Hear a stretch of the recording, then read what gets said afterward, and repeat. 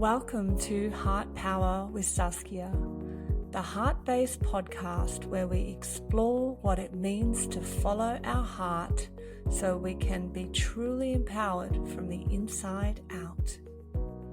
I'm joined today by someone I admire very much. She's an amazing teacher and writer and an astrologer who's well respected in her community of astrologers around the world, and she's the founder of the Cosmic Intelligence Agency, the CIA. I love that. Please welcome Julija Simas. Hi, Julia. Saskia. Thanks for having me. Lovely to see you. Yeah, likewise. Welcome. Astrology is such a broad, wide topic. You've obviously studied it for many years and have a very broad knowledge about it. So I'm really curious to learn more about you and also tap into a bit of that wisdom. Sure, it's a very fascinating and vast subject, the world of astrology for sure. Yeah. And you've just been kind of immersed in it yourself. Yeah, really. Yeah. Definitely. I feel more and more drawn to it. And the more I sort of learn and see the parallels with my own life and how, how things sort of line up with the alignment of the planet, things happen in my life. I sort of look at my chart and go, that might be why that's occurring or why I'm feeling this way. So I can definitely see that. Well, those influences. That always gets you in. That will get you in because you see it sort of happening and it's like it's happening at the same time. And that's kind of like evidence, like a lot of people say, how can the planets and the movements, affect us or have something to do with our lives? I saw something the other day on I fucking love science, right? They have, a huge website and a huge Facebook page. But it said astrologers are all about narcissism and filling the ego. And it's a belief of, something that's kind of impossible. And I just had to write, we've been believing in God for thousands of years. And, is that something we can see? And is it tangible? Do you know what I mean? So I don't know. There's so many sort of people that don't understand what we do. And, part of my work as a CIA agent is to introduce people to, the gift of astrology, the amazing wonder that it connects us to something greater. It connects us to the turning, to the seasons, to what I kind of think is that it's a part of nature and we were born into it, and so we respond to it. It's the bigger cosmic nature that we are all part of. So I don't deny that it exists. Absolutely. Well, it feels sort of like it, as within, so without. So all the things that are going on within us is somehow reflected, macro, micro, sort of in that sense. Yeah, it's not separated. Again, I think we've been separated from heaven by God, quite honestly. You know what I mean? That our connection to heaven has had to have this kind of religious belief system attached to it for thousands of years, and it's taken away our own sort of creative spirit and connection to the heavens, really. I see it very much as an internal reflection rather than things that are maybe taught to us from the outside, like what things that we should believe. There's actually just this natural connection to all that exists in nature, and that extends to the heavens and the planets and the luminaries. So yeah. Well, it's amazing. Their timing is incredible. When you follow the cycles, of the moon, when you follow the cycles of all the planets, they have a different sort of timing mechanism. And then the combinations of the planets give us also different cycles and timing. The timing is incredible. It's astounding what this is where prediction comes in, and astrology is not all about prediction, but we know something will shift at this particular time, or we know something will culminate, and we can give that information to a client and it's quite a relief. But the more you do it, the more you can say something will be very definitely, changing or very prominent in your life in regard to those two planets, or whatever theme is kind of presenting itself. So I've seen it so many times now that I don't need more convincing. Yeah, Yeah, and no. don't. You can't just take sort of snippets of astrology, which is how so many people are learning these days. I think they're getting confused. You hear of all these, I don't know, younger people that haven't got enough experiences giving advice. It's you've got to be very careful what you take in as well, because it's just so much chaos. It's grown a lot. We'd love to see astrology grow and be so part of like a consciousness. But Yeah. again, there's you do have to understand astrology well in order to sort of feel safe in it, I think. Yeah. Yeah, I can imagine, because there's all these there's so many different factors to it, like, that are influencing it. So if you compartmentalize or only look at certain aspects of the larger picture of the whole, then you're sort of missing out on the Yeah. You're missing out whole on picture. 90%. Yeah, that's right. That's right. That's how it's been presented to us. I mean, I first came across astrology in Dolly magazine, I think, when I was like a teenager, and it's sort of very just not really presented in a way that it's just the sun sign, and you might meet a guy this week or something. It's sort of Yes. quite It was all not about seriously. yeah. It was Yeah. all about, it's going to be good for romance or it's bad for romance or stay in bed today. That's But then it's, I mean, historically, farmers have used the moon, like it's evidential that the moon, when it's waxing, it's better to plant seeds, during that time, because the pull of the moon helps the plants come out, and plants grow fuller and healthier when the well, seeds are put in at the the moon. optimum time. Yes, yes, farmers. I mean, this is where it stems from a natural connection to the turning of the sky, to Mm-hmm. the waxing and waning of the moon. Of course, the moon was probably the first thing followed, and the most prehistoric sort of timing system that there was, because we've seen archaeological, time moon moon sticks, with notches on them that sort of represent every day of the growing moon and the waning moon. And then, I mean, over thousands of years, it's become much more sophisticated. And these days, of course, we've got tables, we've got information we've got a growing cosmos that we're connecting to as well. Mm. So, there's kind of not complications, but it's almost like this is also new and it's rapidly changing. Do you know what I mean? Mm. Like we're knowing so much more. We're seeing, James Webb Telescope images of this amazing cosmos, which is not so much related to our solar system, which is our planets and what we use. And there's Mm. discoveries now of, things beyond Sedna that have 800-year cycles. It's like we need to study Wow. them for a long time before we understand more about them. Do you know what I mean? But we're still very aware of them. This is how Yeah. much things have changed. Yeah. Absolutely, because I mean, a lot of even the outer planets weren't discovered till a few hundred years ago, were they? Like Uranus and Pluto. I mean, they only came into the picture in more modern terms. I'm sure the ancients probably had some awareness of them, or Because Uranus is visible, I mean, if you see him with a naked eye, and I've seen him in the desert like that, mm. but you really kind of got to be an expert sort of star person to kind of know where to look. And of course, there's apps now that will show, you can point at the sky and it will show you where it is, right? Mm. And I've seen it through a telescope. So no doubt they would have seen it, as something, but maybe because it didn't move very fast, didn't notice that it was actually moving.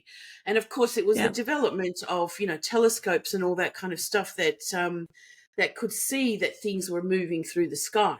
A lot Mm. sort of. It's not like the moon moving, every night quite quickly through the sky. These slower moving planets. Pluto was discovered by these kind of images that were taken, 2 separate days or something like that, and they were plates Yep. that's we saw, and that's how they discovered that things are moving or moving further and farther away. But apparently Galileo saw Neptune and thought it was a star back in Galileo's Ah. time. So Uh-huh. there is a chart, there is an astrology chart for going, well, there is Neptune. I think it was conjunct Jupiter. So Jupiter very much outshone Neptune at the time, but there is that sort of historical evidence that Galileo saw Neptune Yep. before hundreds of years before we did. Yeah. Yeah. So these outer planets, they're known as the so the inner planets are the personal planets, and the outer ones are, what were they called again? They're the Well, there's the personal planets which we associated with the faster moving planets like the Moon, Venus, Mercury, and Mars. And mhm. even though Mars is an outer planet from the Earth, we still call them a personal planet. Then we have the Yep. social planets, which are Jupiter and Saturn, which kind of socialize, our story to the outer culture. Let's say, Mhm. we've got the way we grew up, and then we've got how we were socialized, how we were taught, the restrictions we had on our life, and what have you. And then the outer planets, Uranus, Neptune, and Pluto, are very much about collective consciousness at the time, the eras we were born into, because they move a lot slower. They represent sort of generations, right? The Yes. generations, the cultural, the subculture that was going on at particular times. So we're all born into a particular, sort of era as Mm. well, the 60s, or we call it the decades, but, astrologically, we'll say you were born in that Uranus generation or that Neptune generation, or, this kind of crossover time. So, yeah, that's, again, slower moving planets are more to do with the masses. The socialized Jupiter and Saturn are much more, you know, let's say the town, the city we live, that kind of thing. Ah, The culture yeah. the culture Ah, we were brought up in, and then I mean, this is again then the more home environment or closer environment, how that begins everything actually, right? yeah. We Oh, start, wow. I yeah, grow haven't out, had it yeah. painted like that. That really makes a lot of sense. Yeah, thank you. I'd like to ask you a bit about yourself and where Sure. you actually learn about astrology. As a young teenager, I was, very much. I had my own tarot cards by 12 years old. I love the I tarot. so I was kind of, I loved the images. I didn't really understand what I was doing, and then I sort of progressively sort of taught myself, interesting Mm. stuff. I mean, books, yeah, again from a younger age, and then it was in my kind of when after I became a mother and I broke my ankle. It's Oh. like I had time to read, and my brother gave me a few books that kind of changed my perception about the world at the time. And this was again, let me just think, late 80s, Mm. somewhere around then, and or early 90s, and it changed the perception of my world. And I started reading a lot about magic and alchemy. And again, it was kind of a stream from my brother's interests. He was always very mystical and magical, is still, but we Cool. kind of had this connection about the information that we shared and the books that we liked. And one of them was like Manly Hall's, the secret teachings of all time. And it's like, oh my God, look at this book. Although I think we had that a lot earlier. Again, I'm kind of going back to what directly led me at that time to study Yeah. astrology. And when I was reading all these amazing texts about alchemy and magic of, the Renaissance and the Hermetics, and, things to do with all that information, I realized that the common thread that they all had was knowing astrology. And so I Mm. went, okay, in order to be a magician, I need to study astrology. And so I really became obsessed with. I started teaching I knew stuff already, and then I found a course that sort of took me in half year and said, "Yeah, you sound like you know a lot, so come in." come in. And it was studying with a place called the Chiron Centre. It was in Melbourne, in Abbotsford, with wonderful psychological astrologers, Glenys Lawton and Brian Clark. And I Uh-huh. did a 5-year diploma with them. Mm-hmm. And from there was a lot of myth. Brian was an expert on myth as well, Greek myth. Oh, And cool. Yeah. so it was very much a combination of psychology, astrology, and myth. Mm-hmm. And so that was my background, and I finished or graduated in early 2005. Mm-hmm. And have never stopped learning since. Like this, there's just so much in astrology. Even 5 years, will just give you kind of like a percentage of what there is to explore. But again, if anyone's very interested in astrology, a good grounding, there's nothing like it. Like a Yeah. good teacher, a good grounding, and dedication. Like, I mean, I was one of the nerds. I'd study all night, and it was always a good excuse. Writing assignments and stuff to, with little kids going, I need some time off. You guys go snowboarding. Yeah, I'll just, stay in the lodge Yeah. and do my assignment. And, it did become kind of a thing that was my private time when I was, a younger mother and with young kids. So it was good. Beautiful. Yeah, I can imagine it would be, yeah, really, like when you're passionate about something like that, it's nourishing and it inspires you and, Oh, energizes you it and a got place me. to go. Yeah. Yeah. Yeah. It got me, and, it still has me. Mm. And do you think, so with this, that there would be a lot of Jung and all of that with the psychology, astrology. So Yes. is that particular You field had to read still? what. Yeah. Mm, I look. I refer to it. It's sort of, when you study something fully, you retain that information. It's kind of in mm, your dialogue, right? So it becomes kind of a natural way to talk it or speak it or teach it. yeah. So it's not like I refer to it. I mean, I've got the books on my shelf. Jung's Man and Symbols and Dreams, and um, and other ones, but not that I kind of have reread them. I Yeah, have to say, fair enough.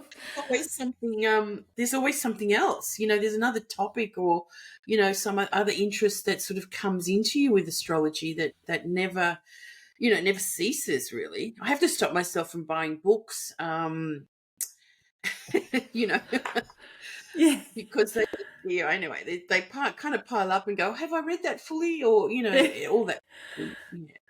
Yeah, amazing. I mean, because there's so many different styles and branches. So, I mean, you can look at the astrocartography, is it, with the locational Yes, yes, astrology, yes. and then you can look at it from the psychology point of view, or there's so many different ways you can look at it, and then all the different systems that you can use. I mean, yeah, Yes, it can get it's very confusing again but if you're learning and you've got a teacher, do what they say, and yeah, then really and then you can kind of branch off when you know your own reasons for why you're choosing this or that. yeah, A lot yeah. of, a lot of astrology can be very dogmatic, like it's only this or that. Mm, You know, I can um, imagine. Yeah, yeah, yeah. So again, experience and everything will make you, be able to make your own choices and and mm, and reasons why.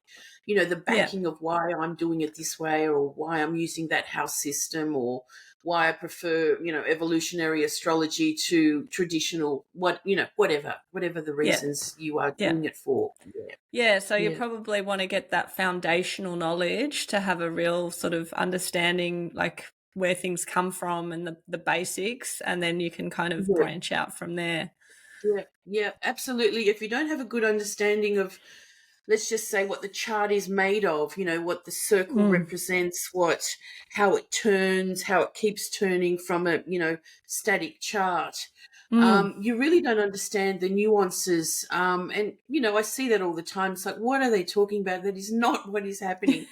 And anyway, I mean, so I'm the one that kind of pipes up and corrects people, and, people don't like it, fair but it's enough. true. It's like you're saying something completely, you don't know. You don't know, and it's got to do with how things move and turn, and are either doing this or that.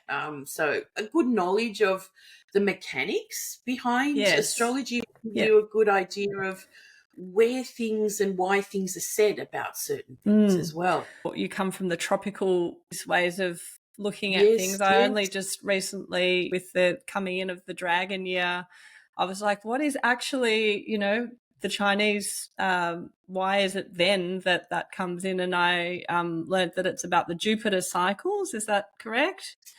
Well, the let's just say the dragon, or any sign of the Chinese astrology, will return Mm. every 12 years.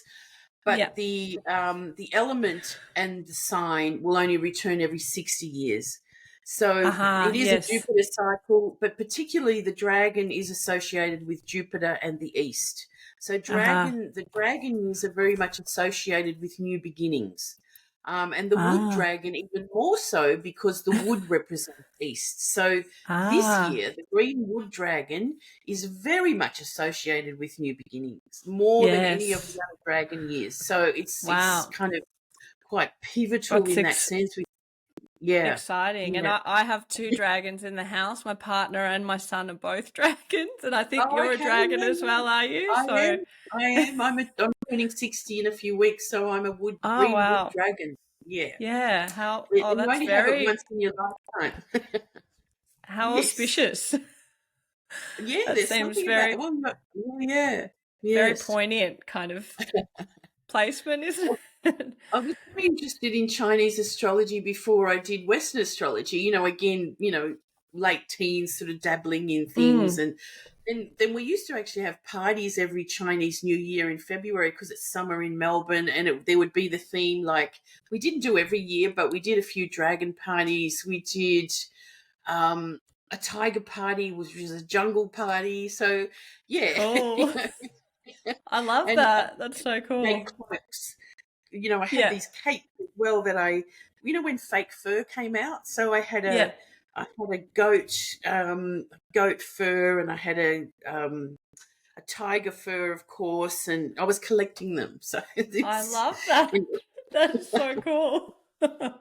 creative ways of doing that. So again, I've always, been so inspired by these sort of cycles and the names, and maybe it's because I'm a dragon. I don't know. I But love it. I I love love the it. dragon energy. I feel like they're like an etheric kind of beings, aren't they? That they sort of Yes. exist Yep. beyond the veils of our density that we're in. So Yeah. Yeah. something Well, really mythical and magical about the dragon energy. yes, definitely. Well, we just had a retreat called Dragon Spirit at Venus Bay, Mm. and it was all themed around the theme of the dragon, because it was the dragon year, and it actually started last weekend when we were on retreat. But the talks that sort of I put together in relation to astrology and dragons is the nodal axis is known as a dragon. The Mm. dragon's head and the dragon's tail. In on the North Pole, there is a very famous dragon that circles the North Pole called Draco, and for thousands of Ah. years, we've had many myths about the serpent or the dragon on the world tree. Now that is the axis, north south pole axis, and a Mm. dragon circulating on that. And there's many Fascinating. dragons in the sky. In Australia, we could say that the idea of the big Dreamtime serpent is the Milky Way and how it moves through the Ah, sky. love that. So there's very the dragon is like again in all Mm. cultures, or the serpent or a serpent The with wings, serpent. and Yeah, I was thinking of that. no, Yeah. so it's very sort of overlapped. Like, is it a dragon? Is the serpent? It's kind of both. And Mm. yeah, so the more you look into it, and all the ancient cultures had some representation. Even the Egyptians of a flying cobra or a cobra with wings. I learned that the Egyptian tombs were aligned with the constellation Draco, because it represented eternity and the eternal cycle of the turning. So these beautiful kind of mythological Mm. but true stories. The sky is like the archaeology of Mm. sky archaeology that tells us about time and cultural myths and how they've, been Yeah. understood at any particular time. So it's pretty fascinating. Yeah, I'm really fascinated. I'd like to delve a bit more into that, to learn a bit more, especially with the myths and how they relate to our internal world and how they relate to the cosmos. It's Yeah, fascinating. yeah, Like yeah. I think was it Apollo who slayed the dragon, or as well there was Well, there's every hero had a time with slaying a dragon or a serpent or some sort of mm, initiation that they had to get through, to get the treasure, or to, to progress in their journey. And so astrologically, we see that as the nodal cycle or the eclipse mm. cycle. And so we will have these challenges in that area. So the nodes, from what I understand, the north is indicative of where we're headed, and the south is sort of our past, where we've come from, maybe in lives previous to this one. Would that be how you describe it? Yes, that is the general sort of understanding, and the Vedic astrologers call it the head of the dragon Rahu and the tail of the dragon Ketu. K2, Of course, yep. so we sort of call it north. It's the lunar nodes are where the orbit of the moon crosses the orbit of the sun, and so it's a Mm-hmm. point in the sky eclipses will happen. Okay, Mm-hmm. so Mm. in eclipse seasons happen every 6 months because the sun will move 6 months around the chart, and we're back on the dragon's tail or head. Yep. Now, I kind of been putting a bit of a spanner in the works with a few other astrologers, because we are southern born. Astrologers, you and myself, you're born in Melbourne, yeah? Yes, I am. Yes. Yes. Yeah, I'm So, fascinated with that. Yep. Yeah. but from the southern hemisphere, the moon, it's sort of the north node is called the north node is because the moon is heading towards the north. But in Mm. in the southern hemisphere, it's the opposite. So since Ah. finding out that a few years ago, I'm very much not talking about the north node is the direction you have to go. It's about making your dragon fly, and it's about having both of those things activated. So Mhm. it's not, because it's quite confusing. Like, where's your north node? Or just what you know, north nodes. Mine's in Libra, and my south node then is obviously in Aries, being the opposite sign. So Okay, so what about if you reverse that? Think yeah, about it a then little differently. wow, it So would the be north very node is different. in Aries and the south node is in Libra, Correct. Yep. right? So Yes. this gives you another sort of take. Oh, okay, on being, not living fully in a relationship. You've got to balance those things out. So it's, Mm. I'm not, I'm not one to sort of say, you must do this because the nodes are here, and especially if you're born in the southern hemisphere, because a lot of astrologers have no idea that this is the case. We do Yeah. not change the signs in astrology because the zodiac like as in, it's Pisces season now, but we don't say it's Virgo time because the sun actually is in the sign of Pisces, right? Mm. um and it's just a summer Pisces, not a winter Pisces. So the seasonal temperate shifts that we have from the northern southern hemisphere, are evident, Mm. and we know about them, but the nodal axis is actually one to really, really take note of. So Mm. we did a video on this last year, with two of my colleagues. It's on the CIA's YouTube channel, North and South Nodal Axis. So Mm-hmm. have a look at Oh, that if you're fascinating. Yeah, interested. I'd love to. It's really fascinating because when I paint, I often paint the moon into my paintings, and I've got a friend of mine who's in the US and she does as well. And But it's the other way around. yeah, because Yeah. we both always paint Yeah. the crescent, the waxing crescent. Yes. And yeah, we were sort of laughing about it because it's the opposite because we're Yeah. looking Yeah. at it upside down. Yeah. So Yeah. yeah, it's Yeah. really No, I mean, interesting. noting all those kind of things, and also things like, let's say there's a new moon and people, or full moon, it's the wolf moon, but it's the wolf moon in America. It's not the Yes. wolf moon in Australia because those moons are very much about what's prominent of the season. Like the Mm. wolves are out or, whatever. Yeah. So, this is just the way things are mimicked around the world without any idea of, that it's not a wolf moon in Australia, right? Mm. Mm. Fascinating. I love Vedic philosophy, and I've studied yoga. I really love a lot of the teachings I resonate with. But when it comes to the Vedic astrology, I mean, there's all the mansions and got a very complex system in itself. But I don't fully resonate with how I would be placed, or it just doesn't Yeah. fully like hit home for me. So yeah, how do you feel about the Vedic? Well, I It's did obviously go very to India. different. I did go. I mean, I knew a bit, but I was at a big conference in India 5 years ago or something, and kind of taking in some of the conference information from Vedic astrologers. And one guy sort of stood up and he was talking about the mansions, and everything was just so negative. Like it was like, oh, this is your mother's gonna die, and like Yeah, it was so full on. Like you're gonna be killed in an earthquake. Like it was. yeah, I was like, oh my God, like everything's so predetermined. If you've got your sun in this or your moon in this nakshatra, it's a good one, but this one's really, really bad, and yeah. this is that sort of old world astrology where things were much more, they wanted predictions it's like a safety guard, right? Like, to Mm. know, I mean, and that happens in Western astrology too, where the more traditional techniques are like if you were born with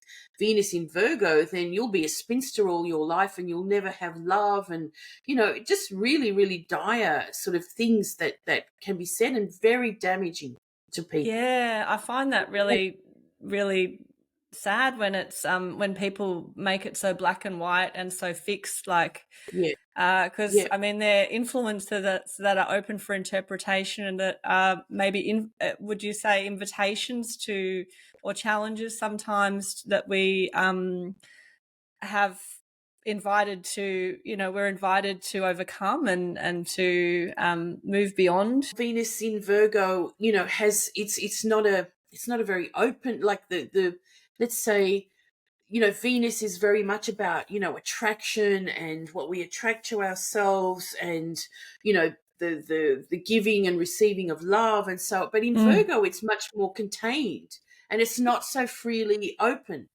That's Yes. all, we can explain the archetypal difference, but it's not necessarily bad. It's like, okay, well, Mm. this person can have a lot of, let's say, containment or the ability to, let's say, do amazing intention or meditation or, some kind of focus, right? Mm. So Mm. everything's got an amazing quality about it. So the ancients had this other way of sort of, that's good, that's bad, that's amazing, and that's, okay. And but it's good to learn their reasons for that. Yes. um and there is potentially more behind that, as in, one of our agents, Gemini Brett, studied the real sky, intensely, and watched the signs rising in different places. And he Mm. says that the reason, when Venus is in Virgo and Virgo rises, it rises very quickly. So it's sort of over and done with. There's no sort of hanging around to enjoy the experience, right? So Yeah. there's a lot of things that sort of can be backed up with the real sky and why they were saying things, right? Ah, okay. But the way the interpretations may have unfolded and have stuck. Like I know, Mm. more traditional astrologers are so not open to understanding how our minds think now, in the Mm. 21st century. Yeah. So I have a hard time with that, although I really do respect what has come before, and we have to Mm. learn from that, and therefore then we can understand what we're doing, again, what we're doing. So Yeah. without knowing a background of astrology and why, these things are said, you're kind of just floating around, I think. Yeah, no, Well, I think it's good to know where it's starting come from to- and where, and then have that evolutionary aspect yeah. to it. Yes, yes, yes, yes. Yeah.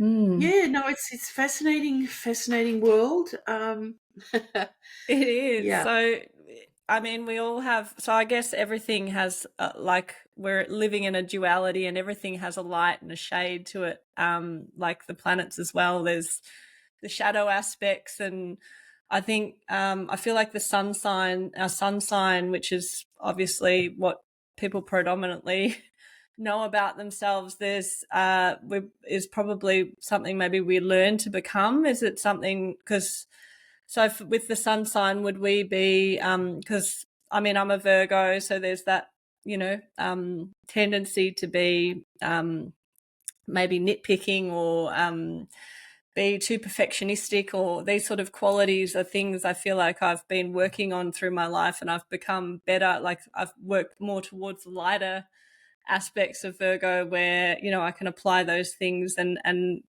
like I've harnessed them maybe better to some extent. um, so would you say that that's what we should we even look at our opposing sign to, like Pisces is more yeah. dreamy Well, we and learn. Yeah, yeah. we learn a lot from the polarity. So, Mm, again, if someone's got a lot of Pisces stuff, we need to introduce Virgo or understanding of Virgo. But it's also all the other signs like Gemini and Sagittarius, the mutable signs that are in the mm, cross of the of that foursome. mm-hmm, Tell us a lot about, for example, Mercury rules Virgo and Gemini, so there is a mm, combination there. Gemini is all about gathering information, and Virgo is about what we can do with it. Right, so mm, it's a very practical adaptation of all those influences. So, mm. I mean, again, Virgo's got amazing qualities. So it's Virgo assimilates, what is in the environment and puts it together, and you're an artist, right? So Yeah. that sort of focus and that meditation or that quiet time, or whatever it is, your own time it's your sacred time, your sacred space to create Mm, and work from. So the sun sign does represent who are we eternally becoming. Like there's no end to it, okay. right? You will Mm, never fully be your sun. I think that's just a journey. That is the journey. uh-huh. And of course, the Oh. sun represents the bigger. It's the biggest thing in the sky, and everything revolves around the sun. So we can say our sun sign is the most important thing, and all the other planets are, let's say, it's servants. They're kind of challenge. They're part of the story, and they represent how we can activate different things in our lives to, let's say, fulfill the mission. Yes. Of what we're here for. And to some Uh-huh. people that's important, to other people that's not. Some people just they don't care. They're just living. The meaning of life is not so significant, but I mean, I suppose everyone will get their timing for that.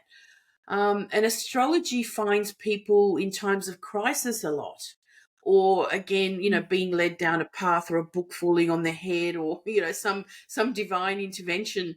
But again, people come to astrology when they're at crossroads and go, nothing mm, else makes sense. I need to make sense of what's going on in my life. And that's when, a lot of people come to us because they need some answers. And again, mm. God and religion is, to a lot of people, is not answering those questions.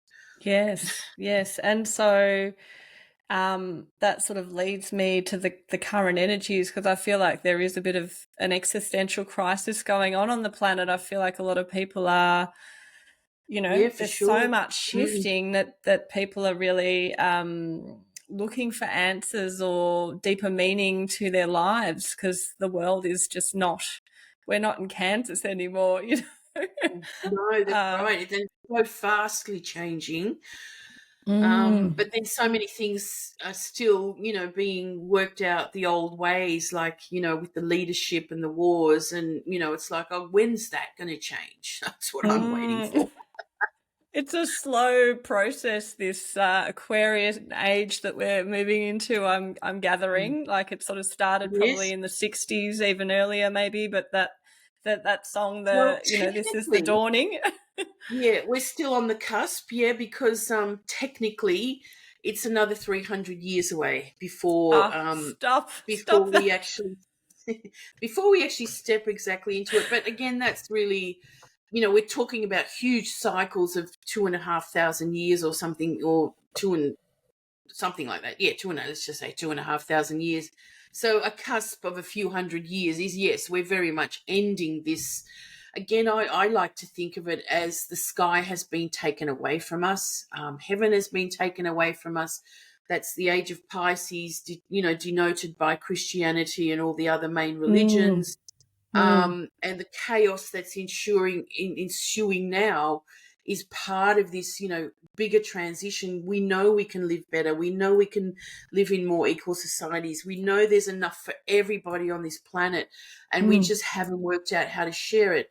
And that is from greed, that is from money, that is from the capitalist system, that is from the freedom that we allow ourselves, and you can see there's a long way to go. I mean, Mm, anyway. mm.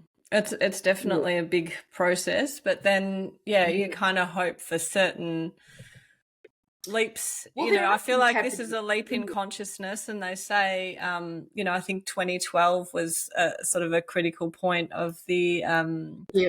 end of the Mayan calendar, and now 12 years later, we're back at another solar maximum, and that probably ties into it upgrading our energies and big shifts. And obviously, a lot of the big planets are moving, and the small, like Pluto, that's a Yes. huge shift in Yeah. generational energy. Yeah. Yeah. Yeah. So yeah, Pluto, now at zero Aquarius, it does have a little step back into Capricorn. This is a really sort of transient year. It's a little bit. Mm, Um, it's high wired. Jupiter and Uranus will be meeting exactly in Taurus in May. End of April, early May. And so this denotes, the time we're in, as well as, new inventions, new ways forward. In Taurus, I mean, everything in the world is so expensive. It's too mm, expensive to live, mm, which is crazy. So how do we, alleviate that? Again, greed, Taurus, accumulation. We can look at ourselves in a way of new ways of moving forward, innovative ways of let's say not needing so much. We've got a long way to go, but it is really showing us that, right? So mm. Mm-hmm. Oh yeah. So there's, being with these better to the influences planet. that come, there's the lessons, isn't there, that whether we choose Yeah. to heed the call. Yes, yes, yes. There's always, the planets are teaching us something, or they're here and they're present in a sense to reflect the times that are going on. But they are also a really good means of for your own life. I mean, on a more mundane level, a world level, um, we need more people involved, Yeah. to raise consciousness in a sense. Or, I mean, again, there's so many Mm, astrologers everywhere, but they're not working in combination, let's say. mm. Um, and maybe that's a good thing, I'm not sure, but there is a collective sort of ideal in the sense that, understanding astrology can help steer us the right way.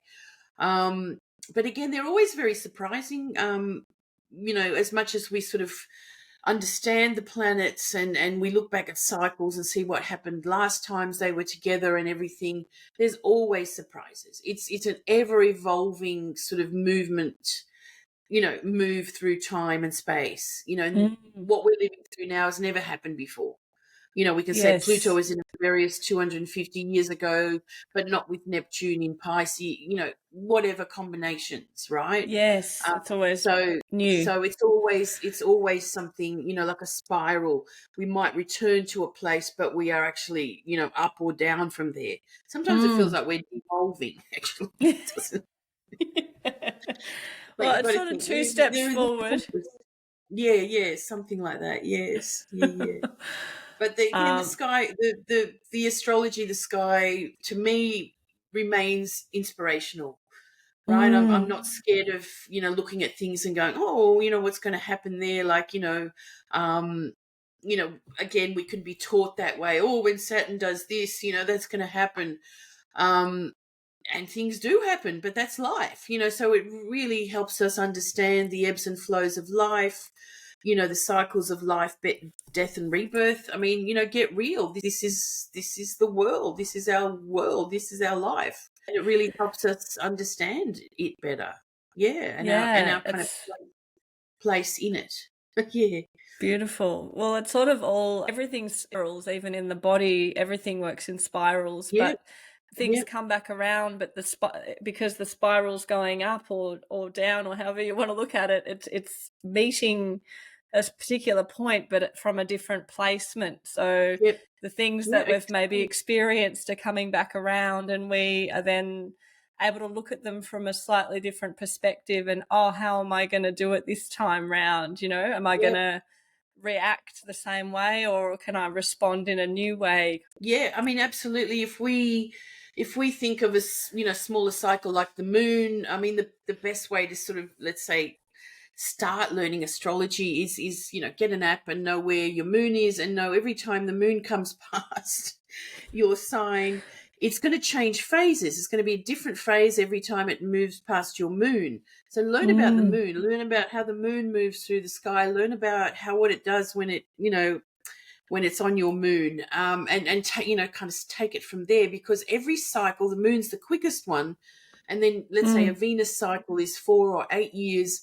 We're a bit older, right? If we look at a Saturn cycle, we're 30 years older, but there's square points every 7 years where it's square your Saturn, then it's opposite, then it's square again. Every cycle needs to be understood in your lifetime, and that's when okay, well, every time Saturn does this, I have this kind of experience or confrontation, with my father or with some authority, and okay, I'm more conscious of that now as it's coming up, right? And I can be very much more in control, or conscious of what's going on, to say, okay, well, this time I really got to handle it in a much more mature way. And again, so we're maturing all the time, well, hopefully. Yeah. And so growing in consciousness, it's an evolutionary thing. And then on a world scale, we can see that, let's say, something bigger like the Pluto cycle being back in Aquarius, it was there back in 1777. If we were a wise planet, we would be looking about, what did we learn about then and back then? America was fighting its war of independence from the British. Australia was just discovered. We were conquering lands and the Aboriginal, I mean, what have we learned from that in 250 years? We have had a resurgence of, maybe we should listen to the Indigenous people a bit more. Yeah, right. Yeah. I mean, that's really only come back into the story very recently in the Australian landscape, right?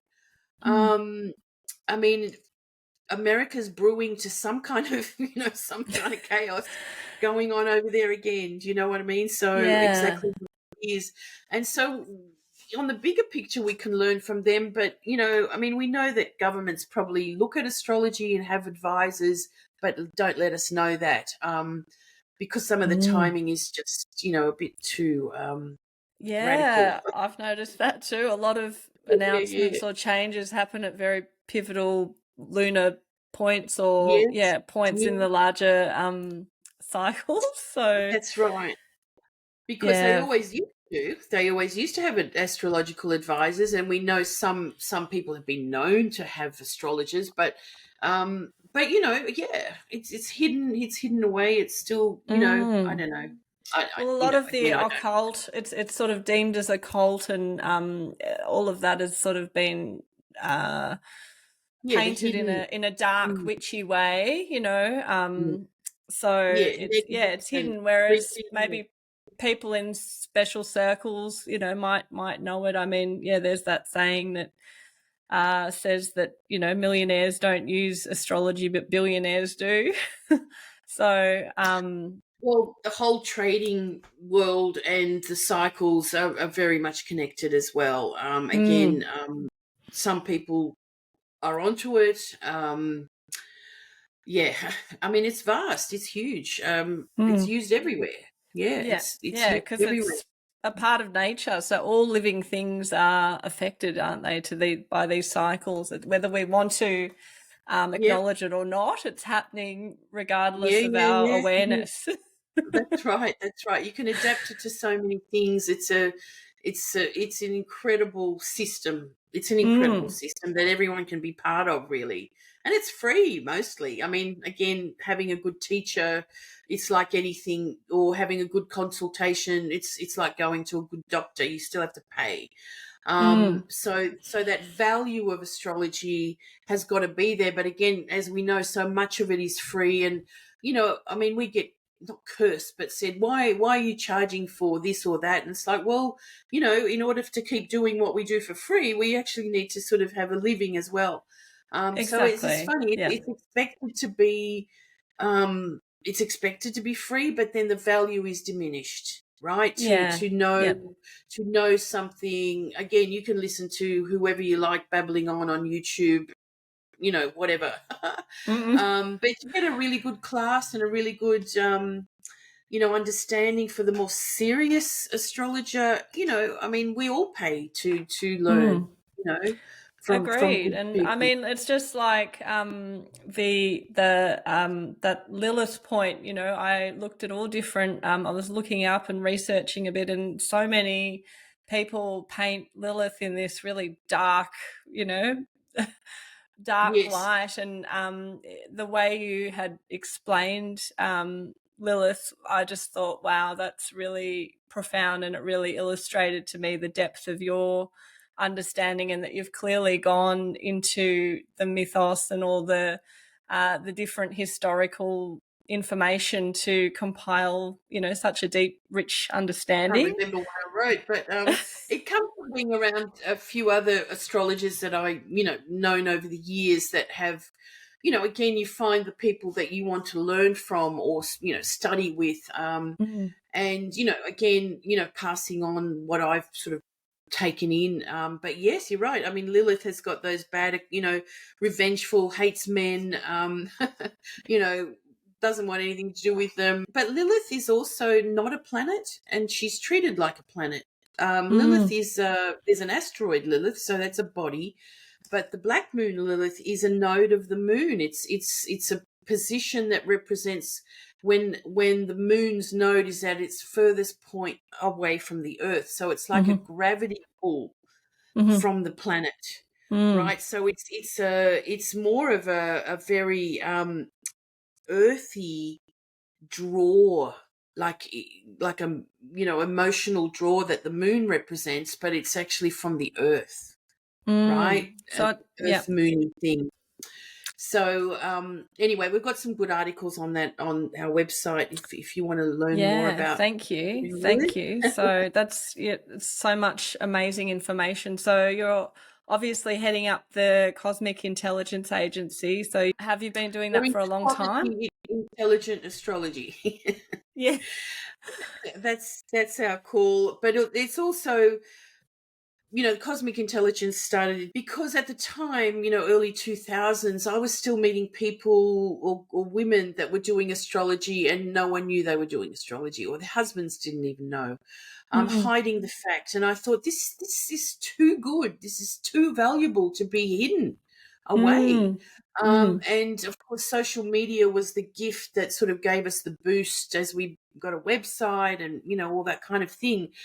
mm, And it was about the thought of it's not just about us astrologically, personally, our charts. Again, most people want to know, what does it mean for me. Well, we're mm, introducing, please go forward and understand more about what you're involved in, like the turning of the sky. So, we started talking about, Mars is doing this today, or Mars is square Pluto, and then people start seeing it in their lives. Now it's everywhere. I'm not saying I started it, but the CIA was a really big part of that, kind of push out of astrology into social media. And of course, we got 1.5 million Facebook followers, which was great at the amazing. time.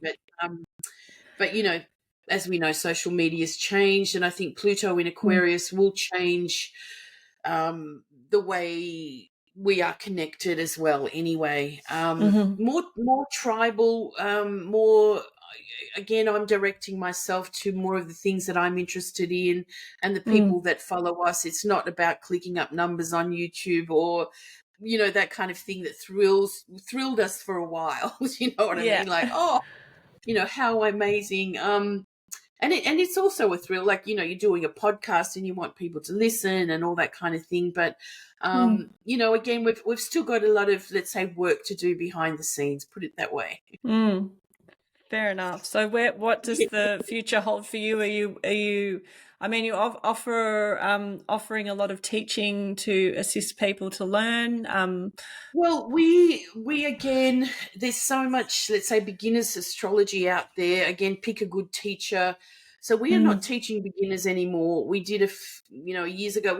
We probably will bring back a course in the next year or so, but it hasn't been finalized yet. So keep an eye out for that. But mhm, we are teaching more advanced people, intermediate people that know astrology already, and getting much more into, serious topics, or more, mm, again, where you can deepen your astrology. Again, there's so much mm, astrology you can learn off the web. So if you want to deepen your understanding of astrology, mm, join the CIA, or we do have, as a member, we've got access to 130 amazing presentations from amazing, wonderful astrologers around the world. Again, selective topics. And there's a webinar shop where you can buy recordings if you're particularly interested in a topic. Like, for instance, last year we had one that was putting astrology and homeopathy together. mm. There's so many sort of links and connections. So there's vast subjects you can hook into. Um, Incredible. yeah, and again, follow us on social media for, updates and pretty pictures. Yeah. Wonderful. Well, thank you so much for joining me today. Is there anything else that you'd like to add or share today, about Um, astrology? well, again, if you're into it, go to good sources. If something doesn't resonate, don't take it in as though it's kind of like the word from God. Um, quote your sources of where you know things from. Again, there's so many things that I see Mm, that, someone's doing this kind of work, or using that word, which is obviously from someone that I know, or from a book, and they don't relate it. It's almost like, oh, this is my work. It's really mm, it's really prolific out there. Again, it's very hard to sort of kind of not judge, but see what's happening. mm. And yeah, find good teachers, and find someone that you like to, that is giving good information, because it's quite chaotic out there. Yeah.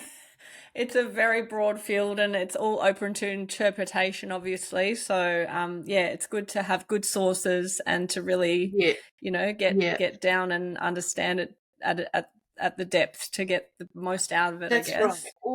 Or you get yourself an astrological consultation with an astrologer that you like, and Hmm. get a good grounding of your own understanding of that. Like, when I do consultations, I like to let people know more about how to understand not just that day, but sort of Mm, go, if it's your first consultation, like something that can continue to work with mm. and use. Yeah, well, you're working in smaller and larger cycles, so it's all relevant, isn't it, on all those in all those ways. Yeah, So you want to have yeah, the eagle view as well as just the like short term, I suppose. So yeah, that's yeah. right. Yeah.